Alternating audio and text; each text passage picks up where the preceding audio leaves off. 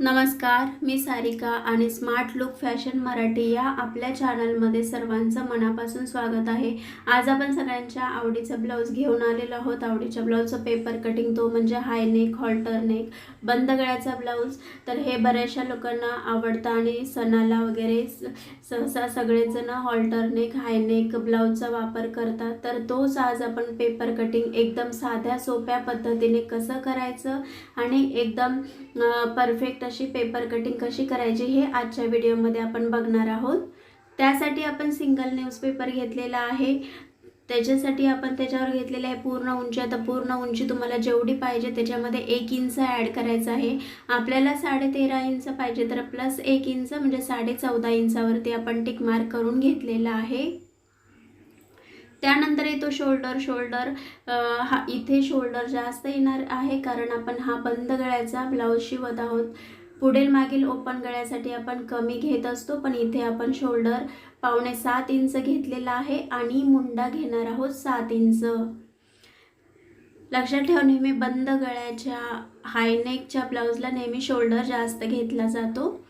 त्यानंतर shoulder 7.25 inch, arm hole 7 inch घेतलेला आहे। आता इथे आपली छातीचा चौथा भाग प्लस शिलाई मार्जिन घ्यायचा आहे। छाती आहे आपली 36 इंच, त्याचा चौथा भाग होतो 9 इंच प्लस शिलाई मार्जिन 2 इंच किंवा 1.5 इंच ही तुम्ही घेऊ शकता। आपण 2 इंच घेतलेला आहे। 9 प्लस 2 इंच बरोबर 11 इंच घेतलेला आहे। त्यानंतर इथे आपली कमरेचा चौथा भाग प्लस 1 इंच प्लस 2 इंच शिलाई मार्जिन घेत असतो।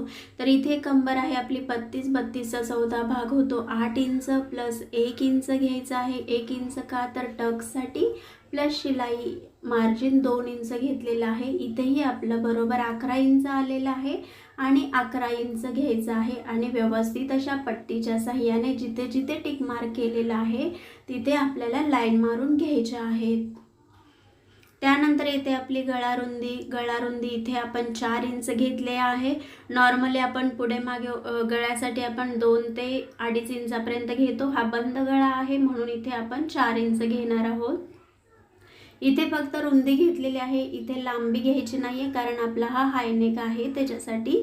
त्यानंतर खाली येतो टक्स पॉइंट। तर पूर्ण कंबर किती आहे का बघायचे आहे, त्याचा अर्धा भाग करायचा आहे। अर्ध्या भागावरती आपल्याला पॉइंट देऊन घ्यायचा आहे, तो झाला आपला टक्स पॉइंट। त्यानंतर दोन्ही बाजूने एकतर पाव इंच असा अर्धा इंचाचा टक्स करू शकता किंवा अर्धा 1 इंचाचा टक्स करू शकता। वरती आपण घेतलेला आहे 5 इंचाचा टक्स घेतलेला आहे। तुम्ही पाहिजे तर 5.25 इंचापर्यंत घेऊ शकतात कारण हा आपला बंद गळ्याचा असणार आहे मागचा भाग, त्याच्यासाठी। पट्टीच्या सहाय्याने व्यवस्थित असा आपला पूर्ण टक्स आखून घ्यायचा आहे। तर व्यवस्थित हा टक्स आखून घ्यायचा आहे। आपण हा 5 इंचाचा घेतलेला आहे।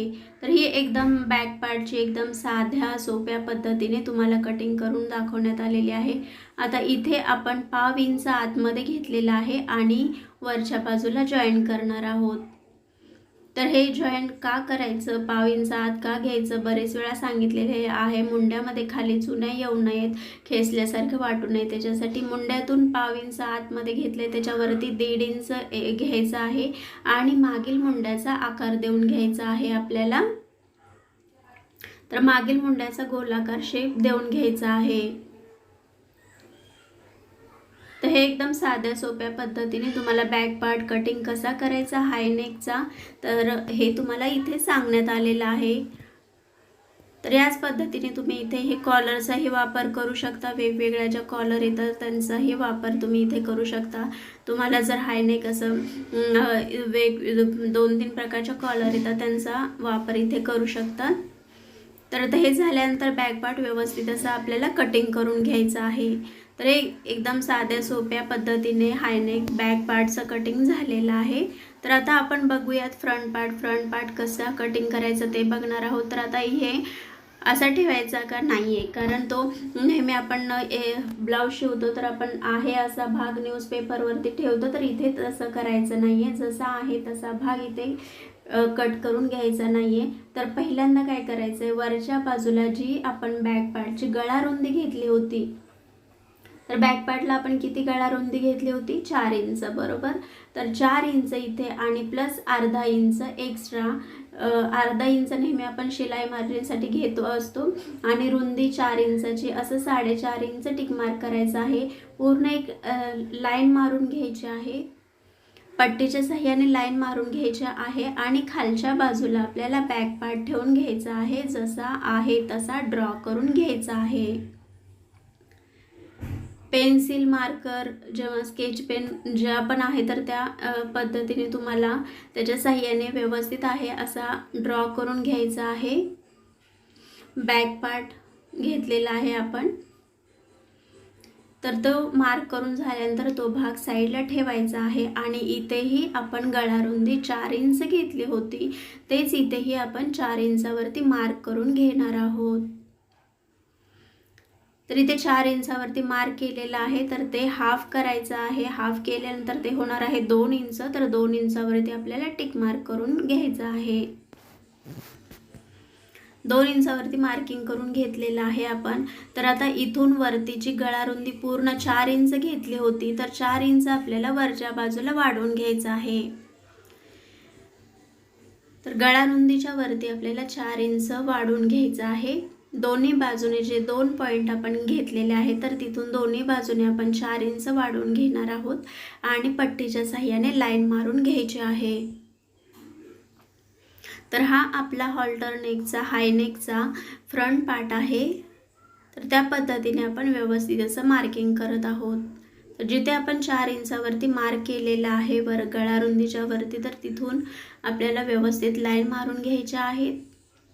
त्यानंतर 4 इंचाच्या वरती पाव किंवा अर्धा इंच आपण शिलाई मार्जिनसाठी घ्यायचं आहे आणि तिथेही एक टिक मार्क करून घ्यायचं आहे आणि पट्टीच्या साहाय्याने व्यवस्थित लाईन मारून घ्यायची आहे. तर हे पाव किंवा अर्धा इंच ठेवणं गरजेचं असतं, कारण इथे हे आपलं शिलाई मार्जिन असतं त्याच्यासाठी. तर हा झाला आपला वरचा भाग रेडी झालेला आहे.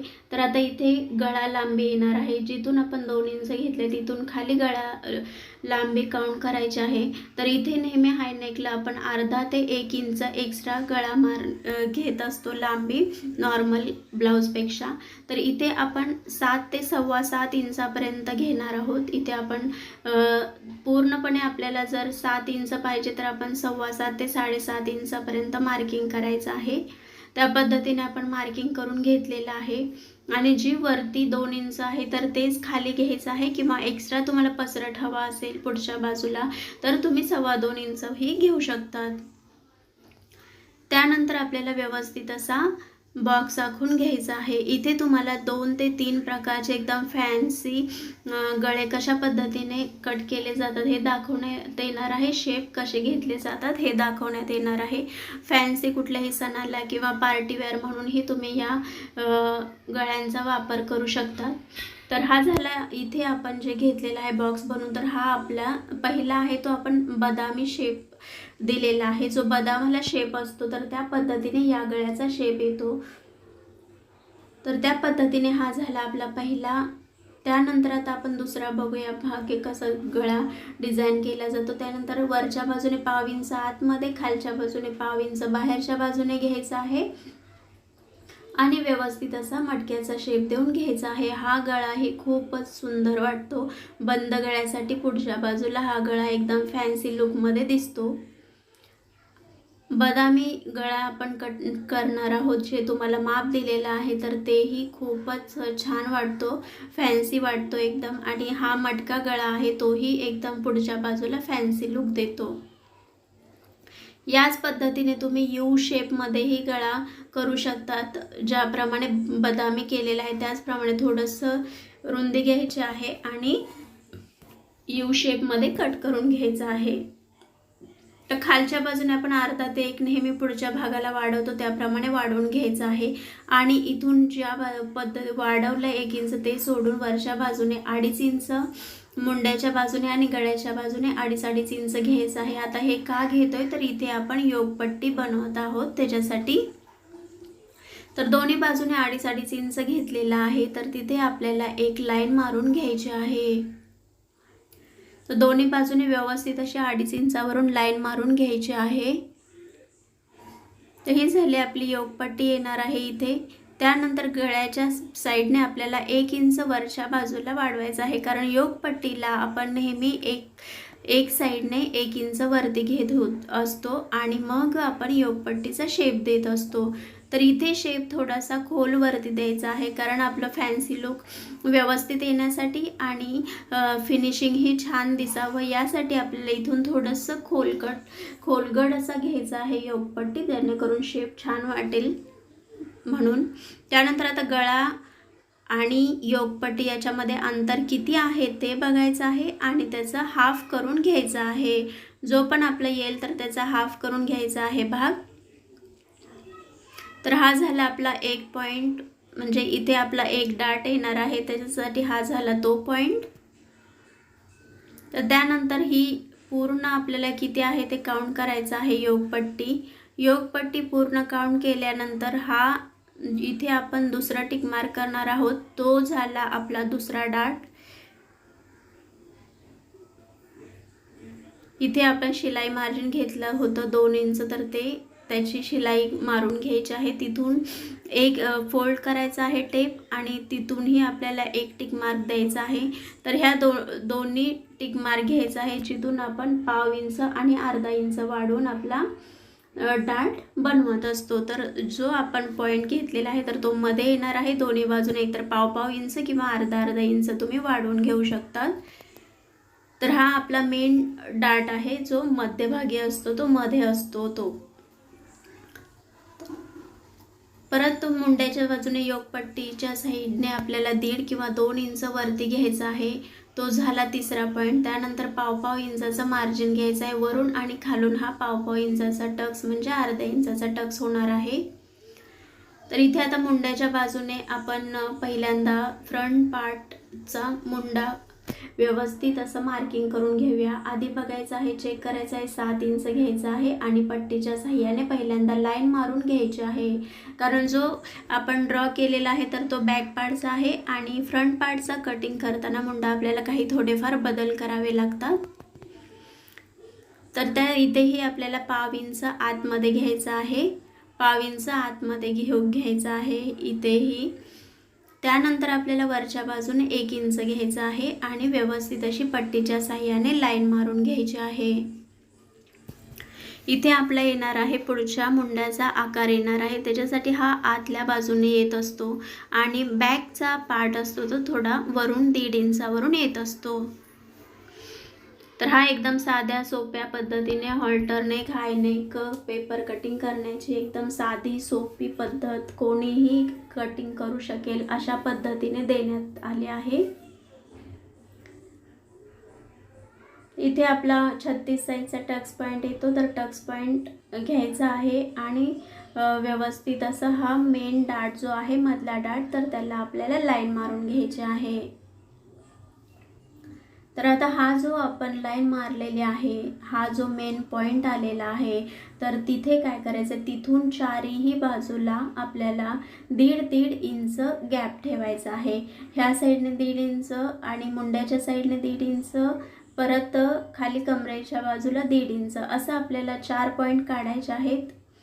तर हे 4 पॉईंट आपल्याला काढलेले आहेत, तर ते चारीमध्ये आपल्याला 1.5 इंचाचा गॅप राहिला पाहिजे. आणि त्यानंतर आपल्याला हे जे पाव इंचाचे आपण डाट छोटे छोटे बनवलेले आहेत, तर ते आपल्याला आखून घ्यायचे आहेत. मेन मधला असतो तो एकतर अर्धा इंचाचा करू शकतो आणि बाकीचे आहेत ते पाव इंचाचे करायचे असतात.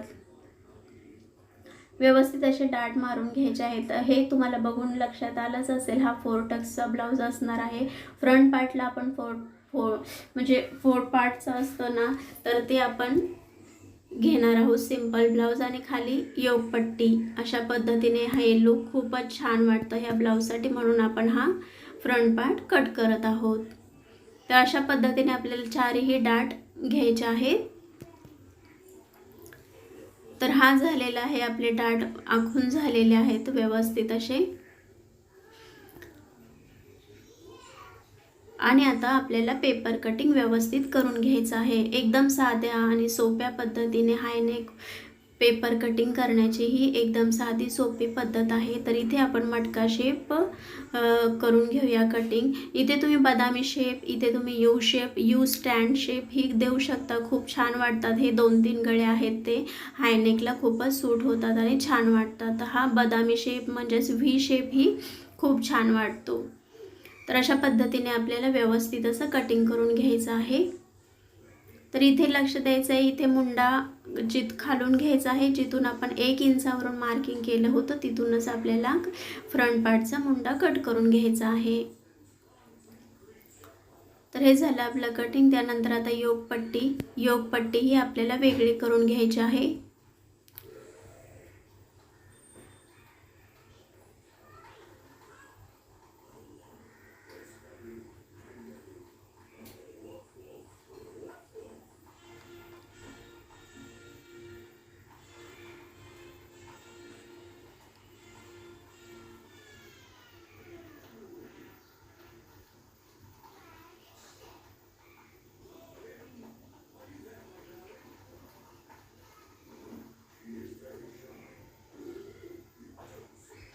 योगपट्टी वेगळी करून घ्यायची आहे. सगळे पार्ट वेगळे करायचे आहेत. आणि इथे आपल्याला आता पाव इंच जे घेतलं होतं, पाव इंच आपल्याला शोल्डर उतार करायचा आहे. शोल्डरचे काही प्रॉब्लेम यायला नको यासाठी आपल्याला पाव इंच शोल्डर दोन्हीही बाजूने फ्रंट आणि बॅकचा शोल्डर आपल्याला डाऊन करायचा आहे. तर हा आपला झालेला आहे फ्रंट पार्ट, हा झालेला आहे बॅक पार्ट.